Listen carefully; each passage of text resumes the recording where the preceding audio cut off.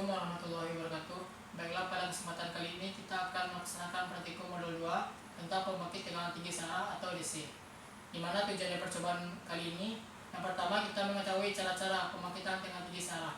Yang kedua, dapat mengetahui dan memahami prinsip-prinsip pelipatan dan tegangan menurut Firadt dan Genese. Yang ketiga, dapat memahami dan menjelaskan pengaruh penggunaan kapasitor. Yang keempat, mampu menerangkan pengukuran tegangan tinggi searah. Peralatan percobaan yang dipakai pada modul 2 ini, yang pertama trafo uji, yang kedua dioda penyiarah, yang ketiga resistor redaman 2,5 MΩ, yang keempat resistor pengukuran 280 MΩ, yang kelima voltage divider AC 68 nanofarad, yang keenam voltage divider DC 15 kΩ, yang ketujuh alat ukur tegangan searah, yang kedelapan kapasitor perata 25.000 picofarad dan 1.200 picofarad, yang ke-9 kapasitor pengukuran 100 picofarad, yang ke-10 osiloskop Tektronix, yang ke-11 regulator. Prosedur percobaan pada modul 2 ini, pada rangkaian percobaan pertama kita tidak menggunakan kapasitor perata, sedangkan pada percobaan kedua kita menggunakan kapasitor perata.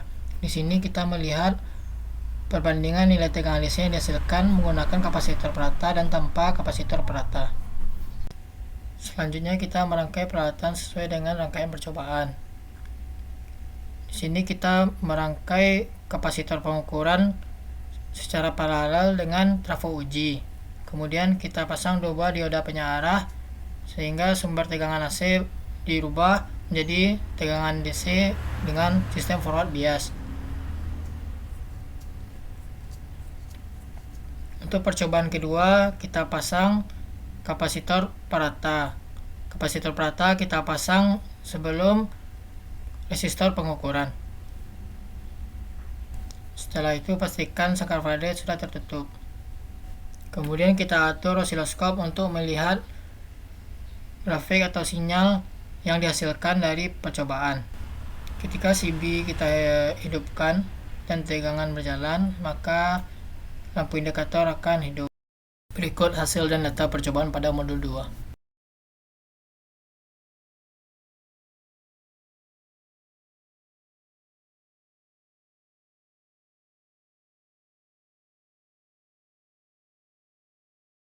Baik, di sini saya akan menjelaskan tentang pembangkitan tegangan tinggi searah atau DC.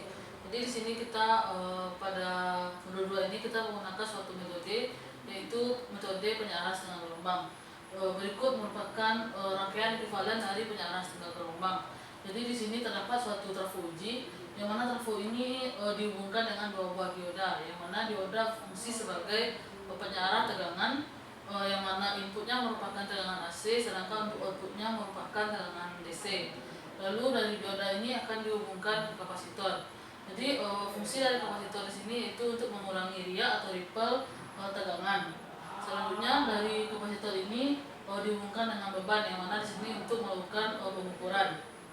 Selanjutnya yaitu untuk prinsip kerja dari rangkaian ekuivalen ini. Jadi di sini terdapat tegangan positif dan tegangan negatif. Yang mana untuk tegangan positif di sini akan mengalir ke dioda. Dikarenakan kondisi dioda ini merupakan forward bias, maka arus akan mengalir ke dioda dan akan mengalir ke kapasitor.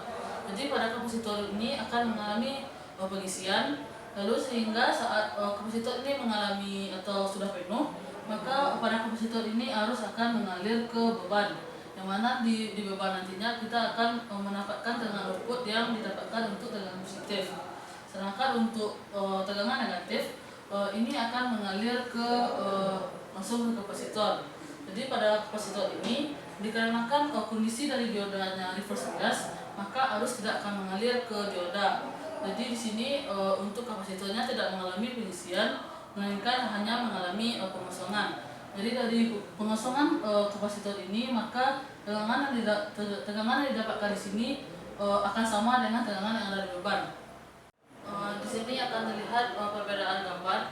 Yang pertama, ini yang gambar di atas ini merupakan gambar untuk tanpa menggunakan kapasitor perata. Sedangkan untuk bagian bawah ini untuk gambar dengan menggunakan kapasitor perata. Jadi di sini untuk gambar yang A, di sini terdapat untuk gelombang yang pertama ini merupakan gelombang dari tegangan positif yang pertama. Jadi dikarenakan diodanya dalam kondisi pola bias, maka pada pengukuran atau beban ini akan terbaca tegangannya yaitu sebesar 1 gelombang ini.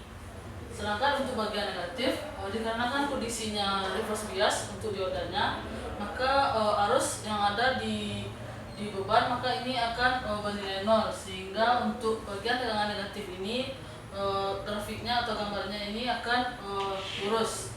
Begitu seterusnya untuk tegangan positif berikutnya. Selanjutnya itu untuk bagian B dengan kapasitor rata. Jadi perbedaannya dengan gambar dari tanpa menggunakan kapasitor rata, yaitu di sini terdapat tegangan sisa atau garis lurus dari puncak ke puncak pada gelombang ini. Ini disebabkan seperti dari fungsi dari kapasitor, yaitu menyimpan tegangan, maka di sini akan ada tegangan sisa yang ada pada kapasitor, sehingga saat tegangan negatif nilainya tidak akan bernilai 0, melainkan adanya tegangan sisa dari kapasitor, sehingga di sini akan untuk tegangan positif selanjutnya akan terdapat tegangan sebesar yang dialirkan dari tegangan positif pertama ke tegangan positif yang kedua. Baiklah, kali ini kita menggunakan metode pembagian tegangan resistif. Pada rangkaian ini terdapat 2 buah resistor, kemudian pengukuran tegangan terukur dan tegangan tinggi. Jadi nilai dari tegangan pada R1 sama dengan tegangan pada pengukuran tegangan terukur, dan nilai dari tegangan tinggi sama dengan nilai R1 dan R2. Kemudian untuk mencari nilai dari V, kita menggunakan rumus R1 per R1 tambah R2 dikali VT. Ketika nilai dari V yang telah kita dapatkan, maka untuk mendapatkan nilai VT kita turunkan rumus dari V ini menjadi VT sama dengan R1 tambah R2 per R1 dikali V.